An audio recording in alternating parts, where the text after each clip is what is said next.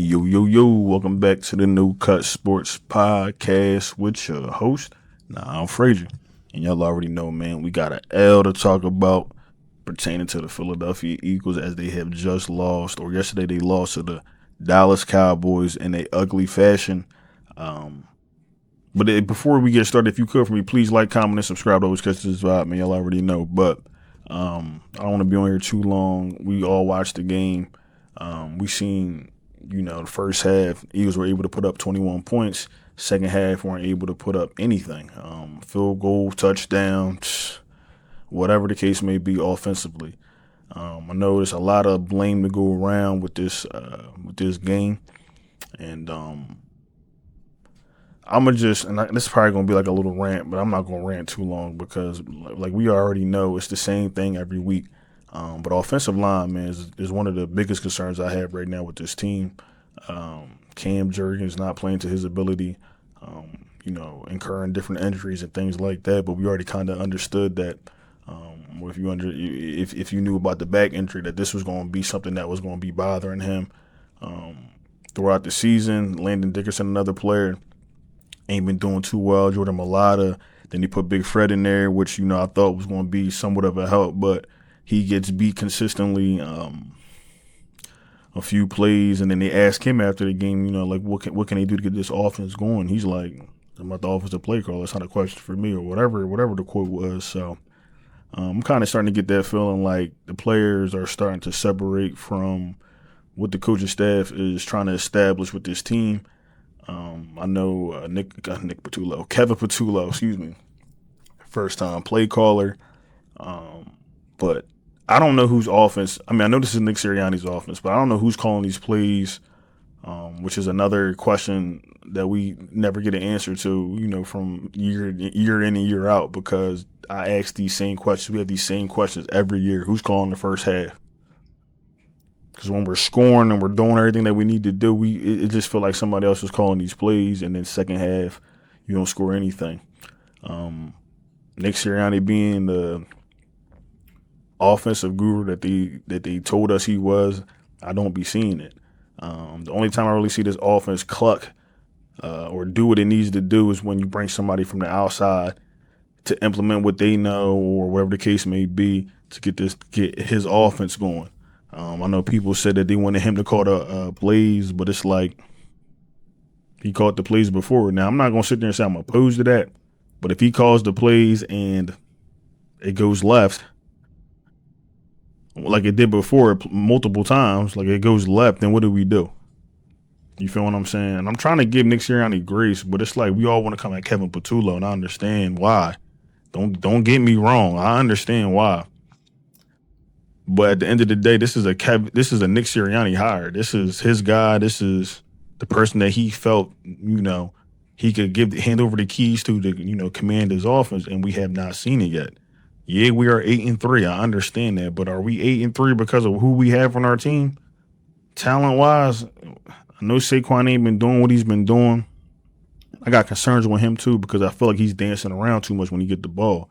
In the receiving game, he's doing pretty well. I'll give him that. But when it comes to him being his true position as a running back, he's not doing well.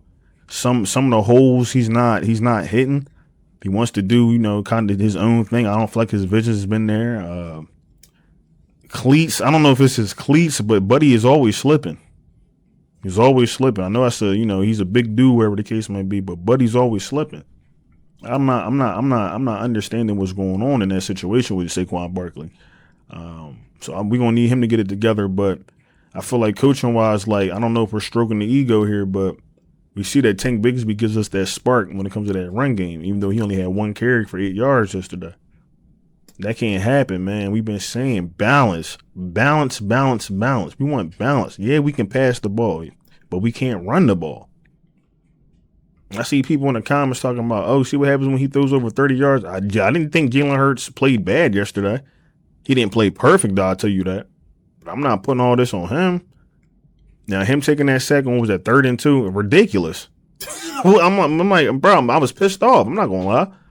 Like, what are you doing? It's 3rd and 2. Why are we let my man come right up the middle and sack him? So it's like, it's a little bit of blame to go around, but this offensive line makes everything go. and I'm not seeing it. They need to put Brett Toth in. As much as I sat there and talked crazy about Brett Toth in the preseason and stuff like that, he's our best option right now because Cam Jurgens is not looking good, bro. He's not looking good. The offensive line is not really looking good.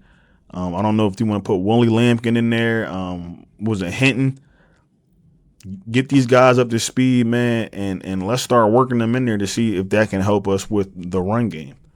Because it is non-existent, man. For a team that was very bad against the run, we cannot run the ball. Crazy, man. To even let a team come back 21 points and they couldn't score anything in the first half is crazy. I mean, yeah, you can blame the defense for allowing all them points, but the defense was the only unit doing their job yesterday. You getting a fumble from Saquon, which is uncharacteristic. On top of him not already producing like he needs to, and then you get what's Gibson. I don't even know what Buddy's name is, but why is he back there? What you bring Covey back for? If he, you know what I'm saying? You see, he's not good back there. He's fumbling the rock. Why didn't you just fair catch the joint? You see where you at on the field, bro? Like, that's bad field position. Why would you try to run that out? You see they coming for you, and then you fumble the rock. And even then, that's what I'm sitting there saying. This is why I can't be mad at the defense. Because even then, the defense literally stops the Cowboys from scoring in the end zone. From scoring in the end zone, bro. They literally stop because they go for it on fourth and they stop them. And what do? Nothing. Between the offensive play calling, the scheming, the penalties, which are something that is self-imposed, that they always talk about that they can control. They aren't controlling that. I didn't see that yesterday. This is why I said I agree with A.J. Brown and what he is saying. A.J. Brown has seen both sides. He didn't win a Super Bowl, but he's also lost a Super Bowl. So my thing is, and the players are out there all the time. So he's sitting here trying to tell y'all, like, you know what I'm saying? He's trying to give y'all a fair warning about this offense is not enough. And every year we say the same thing, it's just not enough. Why don't you make the necessary adjustments, man? Like I said, exhaust all options. Exhaust all options. If you see Saquon's not doing well, all right, Tank, we're going to give Tank a little bit more. You feel what I'm saying? Let's see if he gets something going. Okay, maybe Shipley. Okay, maybe Dillon if he's healthy or whatever the case may be. All right, the offensive line not really clucking. Let's see if we can get Willie Lampkin in here. Now, I know it's a timeline for all this because some of these players are injured and whatnot. But Willie Lampkin. Let's get Miles in here. Let's see how, you know what I'm saying? Okay, maybe he not working too well. We'll stick with what we got. But at least figure it out. They even talked about the 5-man front that Dallas was playing. And Landon said, yeah, well, we really ain't prepared for that. So what are y'all doing all week? If y'all have a full week to break down your next opponent, and that's how y'all come out, I can only imagine what y'all about to go through in a short week against the Bears. Who y'all are going against? A offensive minded head coach, who we seen what he did with the Lions. They made Jared Goff look amazing out there. They made the Lions look amazing out there. You understand what I'm saying? So it's like y'all are really about to get tested because Brian Schottenheimer is a first year coach. I understand he's Ben Johnson's a first year head coach, but Ben Johnson's an offensive play caller. He knows how to call an offense, bro. He got Caleb Williams and them boys on a what is it, 8-game win streak or something like that. Them boys are balling, bro. They're not playing, and they're number one in their conference. So it's like, bro, you go out here next week at home and ish on the money. It's gonna be, bro. This could really rain down. This could be like, I don't want to say the 49ers, but you got DeAndre Swift coming back up in this joint. You got players that seen what just happened to us. Y'all just gave up 21 points. Oh, y'all look sweet.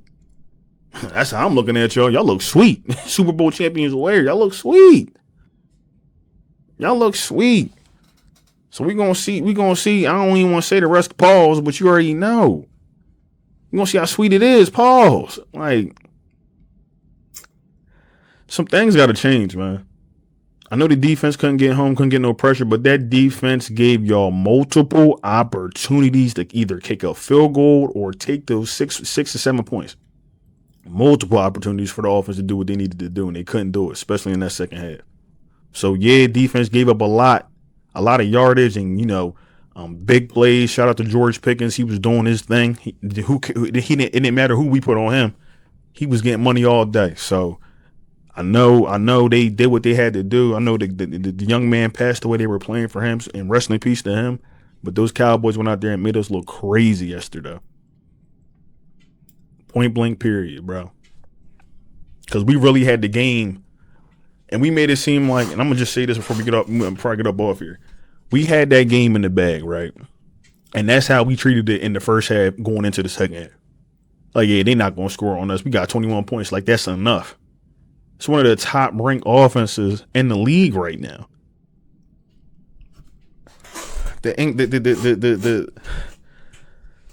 I just don't understand the incompetence sometimes of the offense, bro. Like, but it is what it is, man. I'm gonna hop off this joint before I get upset.